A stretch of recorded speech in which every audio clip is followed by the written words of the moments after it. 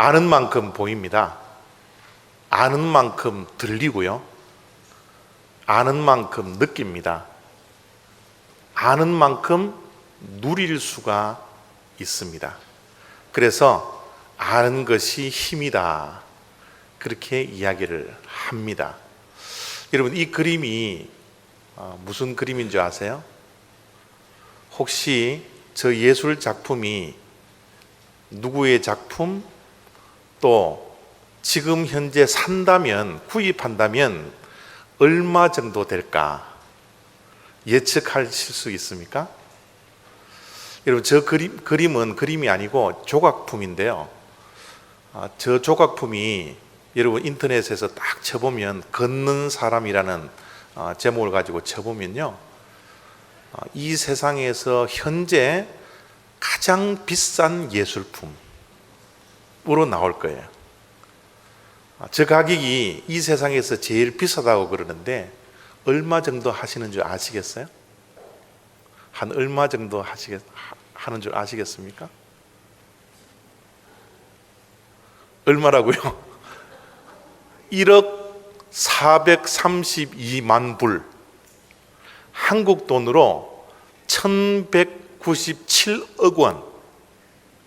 믿겨지세요? 저는 저 조각품을 아무리 봐도 뭐 별거 없는데 저거를 꼭 저렇게 돈을 주고 구입을 해야 될까 할 정도로 의심이 되곤 있지만, 저 작품의 가치를 아는 사람은 저 돈을 주고 구입을 하더라는 거죠. 우리는 저 작품의 가치를 알지 못하기 때문에 저 돈을 주고 살 필요가 없게 되는 것입니다. 사실 뭐 예술 작품이야 우리가 몰라도 뭐 어떻겠습니까? 뭐 삶에 불편함이 없지만요, 사실 이 시대에 몰라서 낭패배거나 몰라서 실수하거나 모를 때 우리가 힘들어질 때가 참으로 많이 있습니다. 특별히 우리 실생활에 이제 모든 사람들이 거의 다 가지고 있는 이 스마트폰, 사실 이 스마트폰은요 굉장히 스마트한 거예요. 우리가 스마트하지 못해서 그렇지 저 기계 자체는 굉장히 스마트합니다. 저 스마트폰의 기능을 우리가 다 알 수만 있다면 세상을 사실 이 한 손에 쥐고 다닐 만큼 그렇게 스마트한 거예요. 그런데 우리가 저 기능을 다 알지 못해서 낭패보고 실수할 때가 얼마나 많은지 몰라요.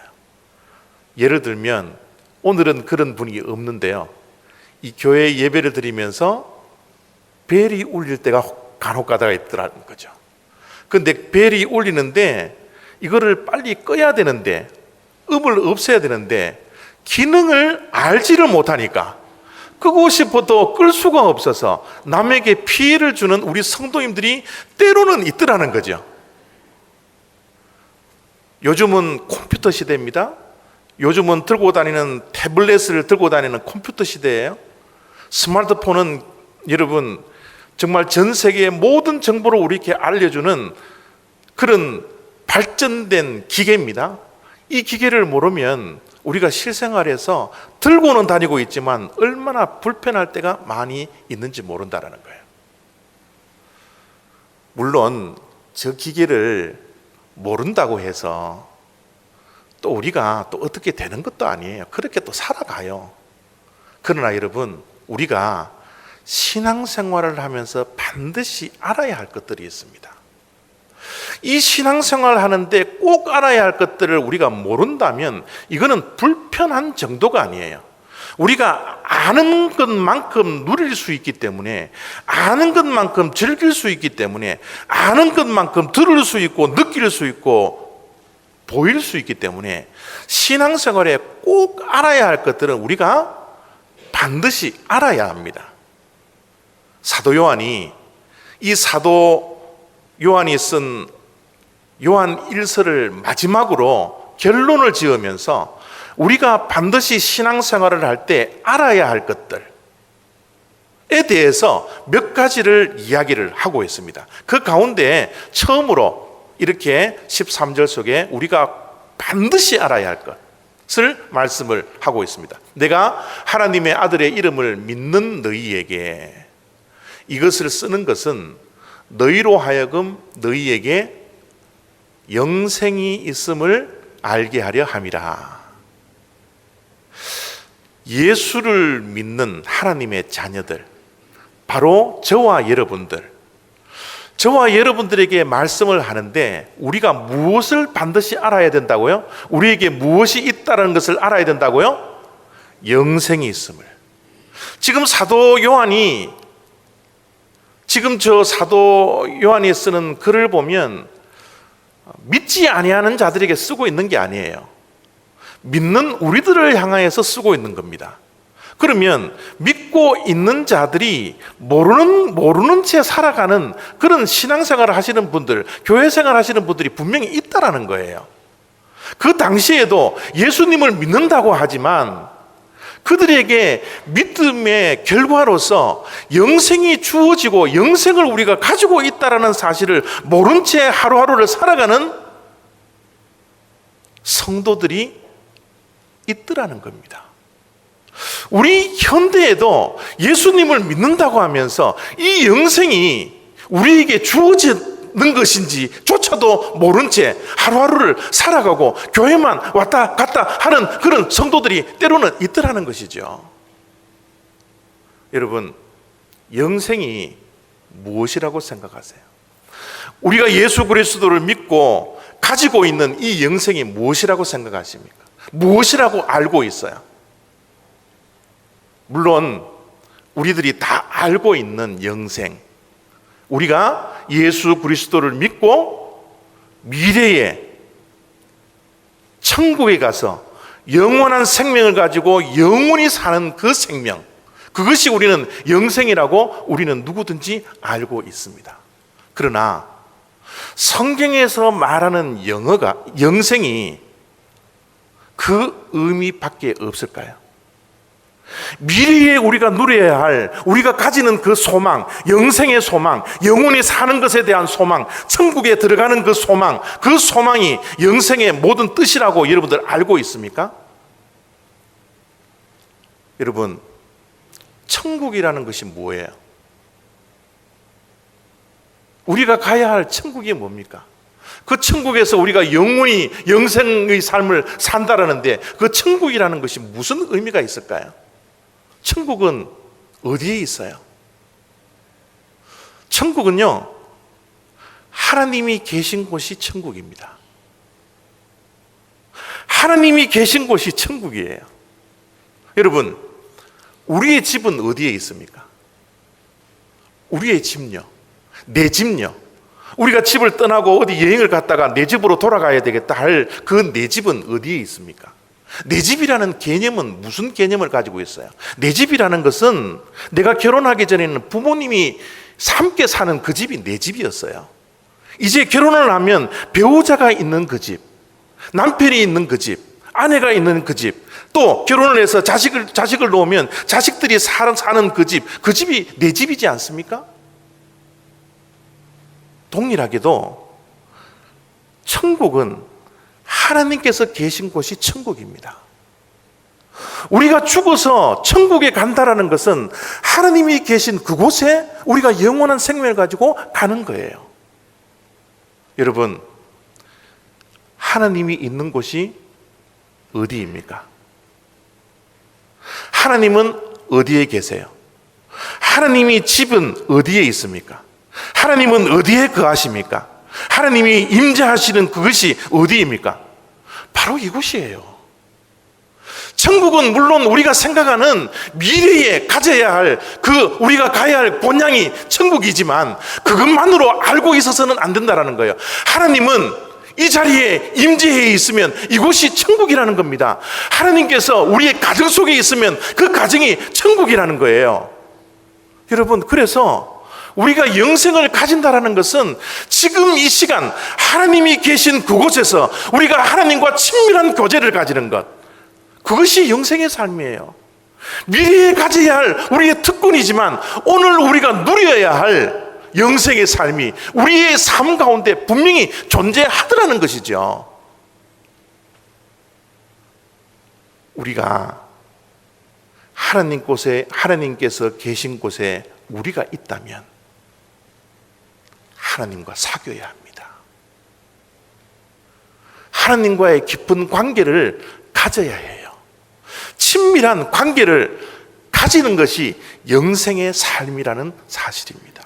이것을 사도 요한이 믿는 우리들에게 이것을 알아야 됩니다. 이것을 알고 누려야 됩니다. 라고 우리들에게 말씀을 하고 있는 겁니다. 여러분, 하나님과 친하세요? 하나님과 얼마나 친밀한 관계를 유지하고 있습니까? 하나님 의색하세요? 하나님이 계신 이곳에 예배가 여러분 지금도 의색하십니까? 여러분 하나님 앞에 나와서 기도할 때 아버지 그러면 그 아버지 하나님이 의색합니까? 아니면 친밀하게 다가옵니까? 하나님과 여러분의 관계는 어떤 관계입니까? 저와 여러분들의 관계는 어떤 관계예요? 친한 관계입니까? 어색한 관계입니까? 성도와 성도와의 사이에 어떤 친밀함이 있습니까? 여전히 우리에게는 어색함이 자리 잡고 있습니까? 여러분, 우리가 예배를 드리고 나면 제가 밖에 나가서 손을 잡고 악수를 하는데요, 어떤 분들은 손을 잡아도 어색한 분들이 계세요. 식당에 가서 밥을 같이 먹기 위해서 한 테이블에 앉아서 밥을 먹는데요, 어떤 분들은요 그냥 앉으면 편한 분들이 계세요. 어떤 분들은 왜 내가 여기 앉았나 할 정도로 어색하게 짝이 없는 그런 분들이 있습니다. 교회 안에 성도와 성도 사이에도 그런 분들이 분명히 있을 거예요. 자, 그러면 여러분, 어떤 분들이 우리가 친하다라고 기준을 잡을 수 있어요? 친함의 기준이 어디에 있습니까? 하나님과의 친함이 내가 친하다고 해서 하나님이 우리를 친하다라고 이야기를 하겠습니까? 친함의 기준이 뭐예요? 우리가 어떤 자가 어색하고 어떤 자가 친한 관계가 성립이 됩니까? 친한 사람은요, 자주 만나는 사람이에요. 자주 만나서 이야기하는 사람입니다.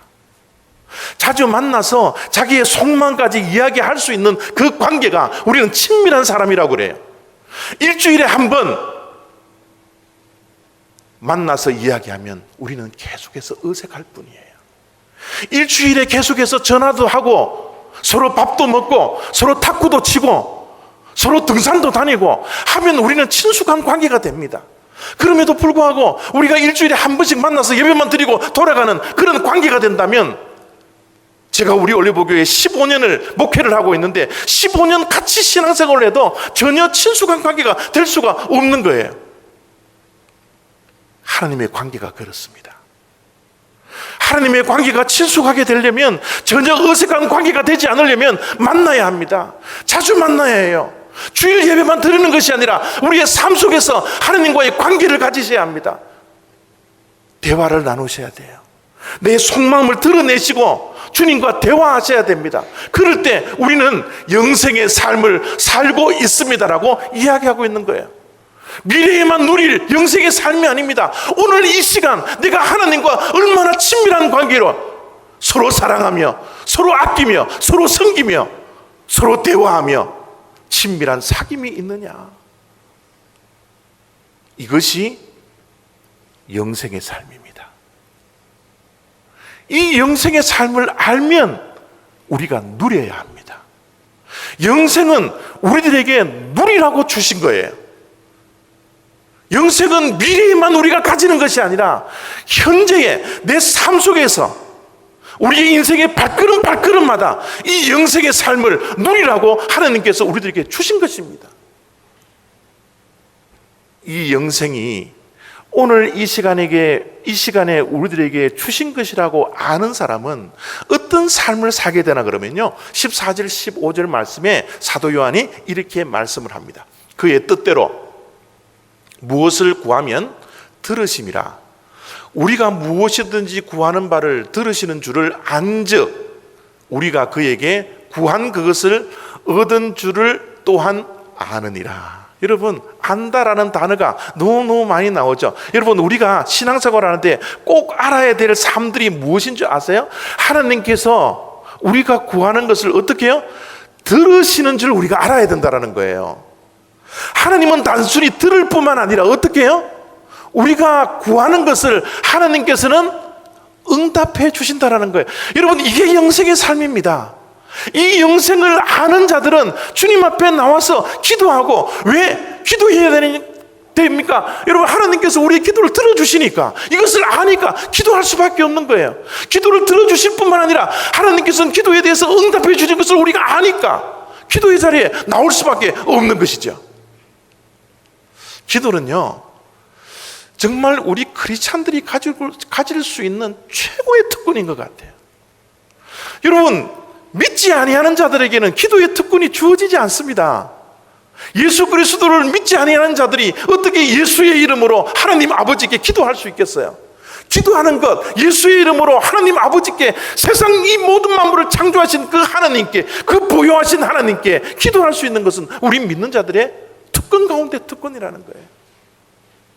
근데 여러분, 이 기도가 우리의 특권인지 모르면 이 기도가 짐이 되어요.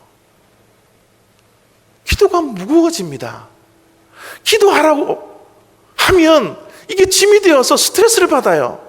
새벽기도 나오라고 하면 이게 스트레스가 됩니다. 금요 찬양 예배에 나와서 우리 함께 기도하자고, 교회를 위해서, 이 사회를 위해서, 다음 세대를 위해서 함께 기도하자고 나오라고 하면 이게 스트레스가 돼요. 기도는 짐이 아니에요. 무거운 짐이 아닙니다. 기도는 우리에게 하나님께 주신 큰 선물이에요. 여러분, 인간관계를 가지면서 여러분 언제 가장 즐거워요? 인간관계를 가지면서 언제가 가장 즐겁습니까? 여러분, 물론 사람들마다 다 다르겠지만요, 저는 그렇습니다. 저는 즐거운 때가 언젠가 하면 가장 사랑하는 사람과 밥 먹고 차 마시고 이야기할 때, 그때가 저는 제일 즐거워요. 여러분의 즐거움의 시간이 언제인지는 모르겠지만 저는 그렇습니다. 우리 사랑하는 성도님들과 여러분 밥 먹으면서 이야기할 때, 이때가 너무너무 즐거워요. 여러분들이 저에게 밥 한 끼 사준다고 불러내어서 밥 한 끼 먹으면 서로 이야기하면 그때가 너무너무 즐거워요. 비싼 음식 사주는 것이 아니라 인앤아웃 햄버거 앞에 하나 놔놓고 여러분 서로 먹으면 얼마나 즐거운지 모릅니다. 사랑하는 아내와 이야기를 하면 얼마나 즐거운지 몰라요. 사랑하는 자녀와 함께 대화하면 얼마나 기쁜지 모른다는 겁니다. 여러분, 하나님을 사랑하세요? 우리는 하나님을 사랑한다고 고백하잖아요. 하나님과 우리 사이에 가장 즐거울 때가 언제예요? 하나님과 대화할 때입니다.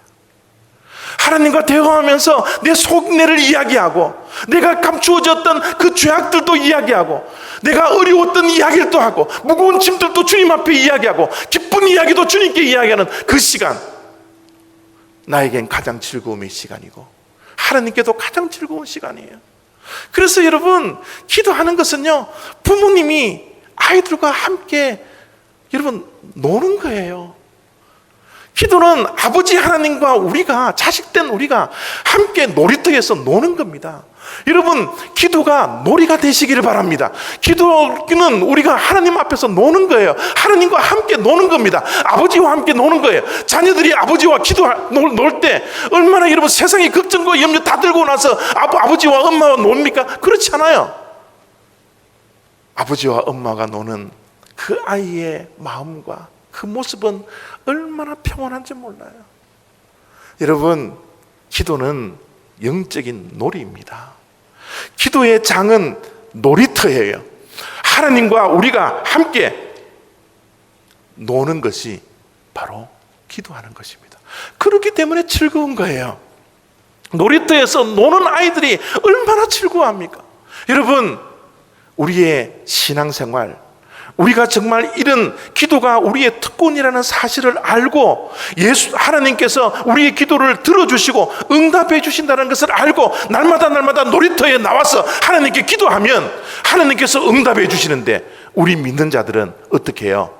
기도의 응답에 대한 매일매일 간증거리가 있어야 된다는 겁니다. 매일매일 간증거리가 있어야 돼요. 내가 마음이 무거워서 주님 앞에 가지고 나왔을 때 하나님께서 내 마음을 평온하게 해주시고 내 마음을 위로해 주셨던 그 간증거리들이 매일매일 있어야 됩니다. 내가 이 길을 걸어가야 할지 저 길을 걸어가야 할지 방황할 때 주님 앞에 나와서 기도할 때 하나님께서 응답해 주시고 그 길을 제시해 주셨을 때 그 기도의 응답에 대한 간증거리가 우리가 날마다 있어야 되는 거예요. 내가 울적하고 힘들고 어려울 때, 이 이민 생활에 힘들어할 때 하나님께서 위로하여 주시고 내 마음을 만져주실 때 그때의 간증이 우리들에게 날마다 있어야 됩니다. 여러분, 신앙생활은 교회만 왔다 갔다 거리는 그런 삶이 아니라, 그런 단순한 삶이 아니라 날마다 하나님을 경험하고 하나님에 대한 응답을 경험하고 하나님께서 들어주시기 때문에 주님 앞에 나와서 기도할 수 있는 그 영생의 삶을 누리며 살아가는 것이 우리의 신앙생활이라는 사실이에요. 기도는 하나님께서 저렇게 약속해 주셨으니까 반드시 기도에는 응답하여 주신다는 이 믿음, 하나님께서는 실수 없으시고 완전하시고 완벽하신 그 하나님께서 우리가 주님 앞에 부르짖고 기도하면 반드시 응답해 주신다는 이 지식, 이것이 영생의 삶을 누리며 살아가는 삶이라는 거죠. 이것을 사도 요한이 말해주고 싶은 거예요. 이것을 모르고 누리지 못하는 성도들을 향하여서 이것을 누리라고, 이것을 알아라고 사도 요한은 우리들에게 글을 써가면서 우리들에게 알려주고 있는 겁니다. 그런데 여러분, 분명히 또 아셔야 되는 것은 기도 응답에는 법칙이 있습니다. 여러분, 이 세상 모든 만물은 다 법칙 속에서 움직여가고 있거든요. 여러분, 물은 100도가 되어야지 끓습니다. 99도가 되어서는 끓지 않아요. 그것이 법칙입니다. 물은 0도가 되어야지 얼음이 돼요. 그러나 1도만 되더라도 그것은 얼지 않습니다. 그것이 하나님께서 이 세상을 만들어 놓고 운행하시는 법칙이라는 거예요. 여러분, 이 세상은 중력의 법칙에 의해서 우리가 지금 앉아있고 서 있을 수 있는 거예요. 만약 중력의 법칙이 없다면 우리가 공중에 붕붕 지금 떠가면서 지금 예배드리고 있는 거예요. 물에 빠지면요, 발버둥 치지 않고 딱 힘 빼고 누워 있으면요, 불익의 법칙에 의해서 뜨게 되어 있어요. 그것이 하나님께서 만들어 놓은 법칙, 이 세상은 모든 것들이 법칙에 의해서 움직여 나가고 있습니다. 하나님이 영적인 것에도 법칙을 만들어 놓으셨어요. 기도하는 것도 법칙을 만들어 놓으셨습니다. 여러분, 기도를 하는데 왜 응답받지 못합니까? 법칙을 모르기 때문에 그래요. 여러분, 기도 응답의 법칙이 어디에 있어요? 14절 15절 한번 보겠습니다. 그의 뜻대로 무엇을 구하면 하나님께서 들으심이라. 법칙이 뭐예요? 하나님의 응답의 법칙은 우리가 하나님의 뜻에 맞는 기도를 하느냐, 내 원을 이루기 위해서, 내 생각을 이루기 위해서, 내가 가지고 있는 욕심을 얻기 위해서 기도하느냐, 하나님은 그거 보시는 거예요. 여러분, 하나님은 우리 기도에 반드시 응답해 주시는데 하나님의 뜻에 합당한 기도를 하나님은 들어주시고 응답해 주시는 법칙을 가지고 계시다라는 사실을 분명히 알고 있어야 됩니다. 그래서 여러분, 기도는 하나님과 가지는 놀이터지만 끊임없이 내 자신과의 싸움이에요. 내 자신과 벌리는 전쟁터입니다. 불쑥불쑥 내 삶 속에서는 내 뜻대로, 내 소견에 오른 대로, 내 마음대로, 하나님의 원대로 살지 않고, 하나님의 뜻대로 살지 않고 내 마음대로 살려고 하는 이 죄된 본성이 불쑥불쑥 튀어나오기 때문에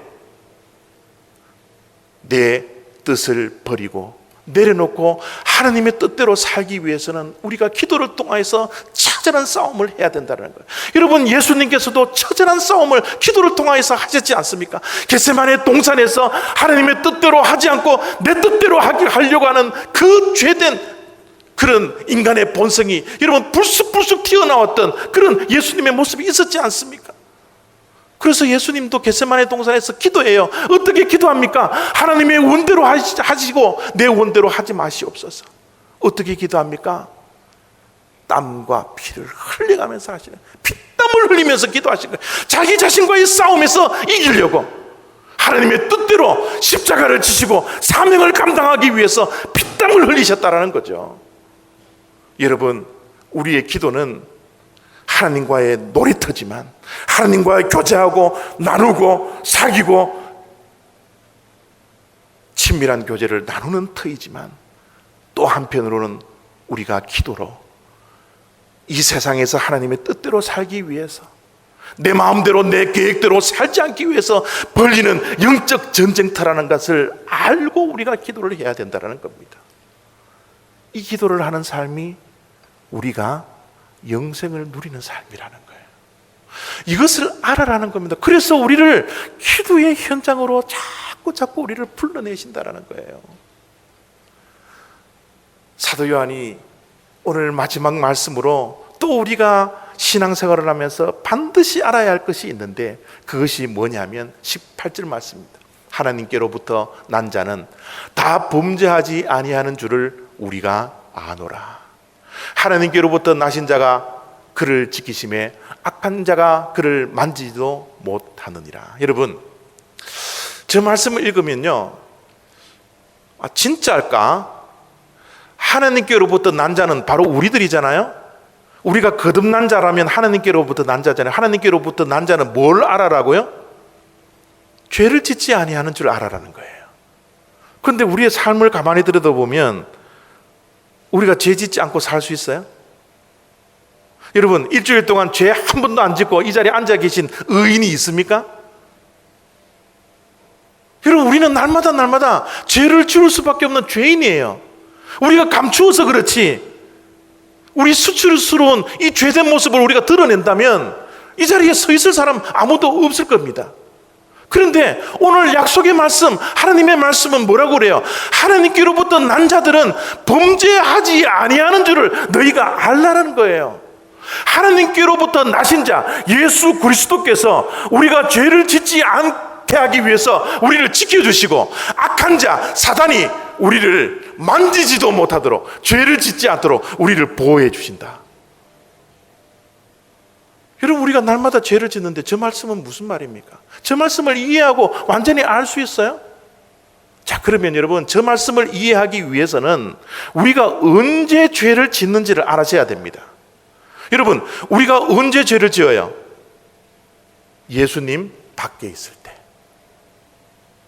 예수님 안에 있을 때, 예수 그리스도 안에 있을 때, 우리가 말씀 속에 있을 때, 하나님 안에 있을 때는 우리가 죄를 짓지 않도록 예수 그리스도께서 우리를 보호해 주시고 사단 마귀들이 우리들을 만지지 못하도록 우리를 지켜주시는데, 하나님의 보호 아래 있는데 우리는 끊임없이 예수 밖에 진짜 자유가 있는 것처럼 자꾸 예수 밖에 나가려고 하는 거예요. 말씀 밖에서 그것에 진리가 있는 것처럼, 예수 밖에 자유가 있는 것처럼 우리가 착각을 하고,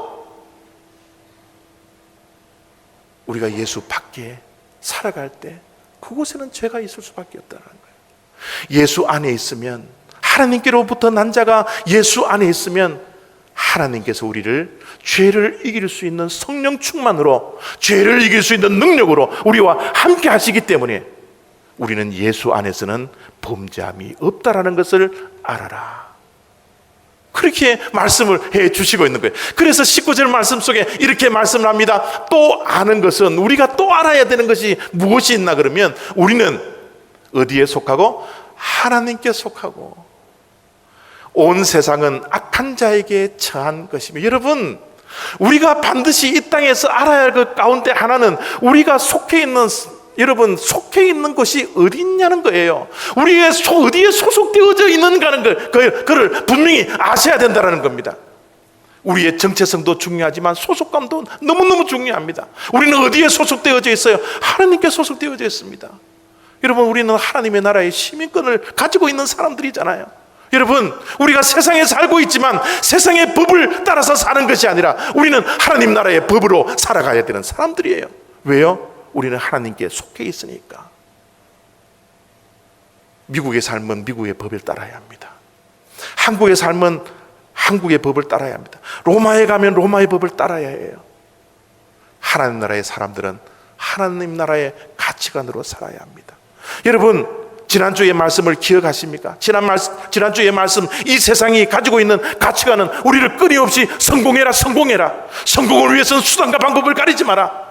성공을 위해서는 남들을 내려하는 한이 있더라도 성공을 해야 된다. 이것이 세상이 주는 메시지입니다. 세상이 주는 가치관이에요. 그러나 하나님 나라의 가치관은 성공에 있지 않습니다. 하나님 나라의 가치는 승리에 있어요. 십자가의 승리입니다.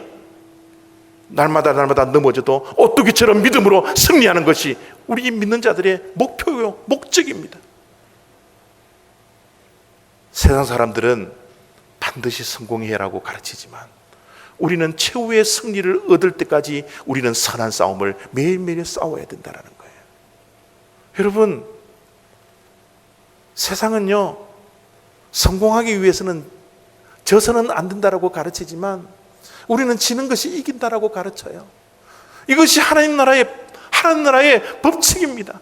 영적인 법칙이에요. 이것이 우리의 가치관입니다. 그 순간에는 우리가 패배한 것 같이 보이지만 나중에 며칠이 지나고 몇 달이 지나서 뒤안길을 돌아보면 그때는 우리가 승리되어져 있는 것.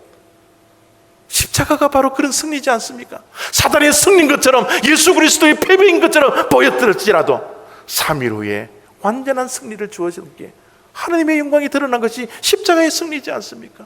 여러분, 우리의 삶들은 이 땅에 살아가는 동안 세상에 속해져 있기 때문에 세상의 메시지를 들어서는 안 됩니다. 세상은 돈이 전부라고 가르칩니다. 뭐니 해도 머니가 최고라고 가르치고 있어요. 여러분, 하나님보다 돈이 전능하다라고 왜곡된 진리 앞에서 우리가 속수무책으로 당하는 것이 이 세상의 가치관이지 않습니까? 여러분, 돈이라면 모든 것을 버릴 수 있고 신앙도 버릴 수 있고 주일도 버릴 수 있고 하는 것이 이 세상의 가치관이지 않나요? 우리 자녀들에게 무엇이 될 것인지 꿈을 한번 물어보세요. 우리 자녀들이 뭐라고 그러는지, 무엇이 되겠다고 이야기합니다. 왜 그것이 되겠느냐고 물어보면 우리 자녀들이 뭐라고 대답합니까? 돈 많이 버니까.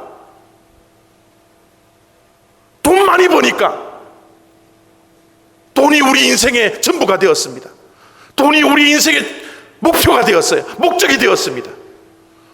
우리 믿는 자들의 가치관은 돈에 있지 아니한데, 돈을 사용하라고 주신 것이지 사랑하라고 주신 것은 아닌데, 우리는 일만막의 뿌리가 되는 이 돈을 얼마나 사랑하는 물질 만능주의에 살아가고 있는 시대에 우리가 살아가고 있습니까? 우리는 하나님 나라에 속한 자들인데, 구별된 삶들을 살아야 되는데, 우리는 돈을 가져야지 노후에 편하게 산다고, 행복한 삶을 산다고, 우리가 돈이 있어야지 무시당하지 않는다라고 얼마나 이야기를 많이 합니까? 여러분, 우리 믿는 자들의 목적은 우리가 살아가는 이 삶은 영생의 삶을 누리는 거예요. 돈이 전부가 아니라 하나님이 전부라는 사실을 믿고 살아가는 자들입니다. 여러분, 그런 삶들을 누리며 살아가시기를 바랍니다. 하나님이 전부예요. 하나님이 모든 것입니다. 하나님이 한 분이면 충분합니다. 예수 그리스도의 십자가, 그것을 바라보면 우리는 승리할 수 있습니다. 하나님이 전부가 아닐 때 우리의 인생에 위기가 찾아오고, 오직 하나님 앞에 소망을 두지 않았을 때, 우리가 영생의 삶을 살지 않았을 때, 하나님의 관계가 깨어졌을 때 우리의 인생에 위기가 찾아온다는 사실을 우리는 분명히 기억하셔야 합니다. 사랑하는 성도 여러분, 사도 요한이 마지막에 우리에게 알려주는 말씀이 영생의 삶을 알기를 원한다라는 거예요. 알고 누리기를 원한다라는 겁니다. 여러분, 그냥 교회만 왔다 갔다 거리는 것이 신앙생활이 아닙니다. 누리십시오. 우리는 영생을 가진 자들입니다. 하나님과 교제하거니 예수 그리스도의 보혈로 인해서 회복된 자들입니다. 얼마든지 주님과 대화하십시오. 얼마든지 주님께 가까이 가십시오.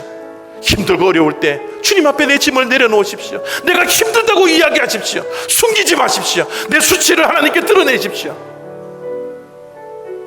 하나님이 전부예요. 예수 그리스도 한 분이면 우리의 인생은 족합니다. 다윗이 시편 23편 1절에 이렇게 고백하잖아요. 여호와는 나의 목자시니 내가 부족함이 없습니다. 누리십시오. 하나님이 하나님만으로 우리의 인생의 모든 것을 가진 자처럼 그런 누리는 영생의 삶들을 살아가는 저와 여러분 다 되시기를 부탁드립니다.